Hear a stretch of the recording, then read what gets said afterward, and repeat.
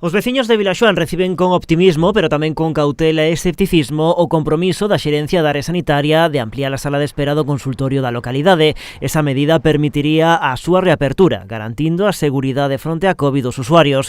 Nun par de semanas, os técnicos van visitar as instalacións para facer unha valoración. Os veciños advirten que permanecerán vixilantes. Non estamos de acordo, dixemos perfecto, tamén lle dixemos que vamos a estar tensando a corda, porque estas cousas pasan, de pronto afrouxan, o sea, nos, naquel día pedimos un requerimento á Consellería porque non se estaban dando, estaba Vilagarcía funcionando e aquí en Vilaxoán non había nada. Entonces, dixemos, que pasa?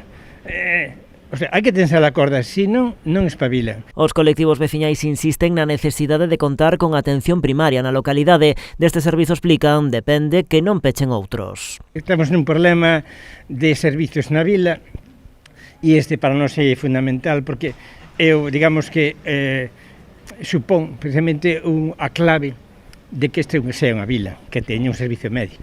Hoxe, entre os colectivos sociais e veciñais de Vilaxoán non se falaba doutra cousa. Despois de moito tempo loitando polo consultorio, semella que por fin comezan a ver a luz ao final do túnel. Esperamos que se cumpla o que dixo o gerente do Sergas, que isto vais abrir pronto, non vai se tardar máis de 6 meses, en 3 meses vai estar aberto. Antes van a facer unhas pequenas modificacións que cree que son moi pouquiña cousa porque pouco hai que facer, a instalación xa en si xa é nova. A veciñanza tamén celebra que en breve estas instalacións poidan volver a abrir. É moi importante que os veciños pois, o teñamos na proximidade onde habitualmente vivimos. É sentido común.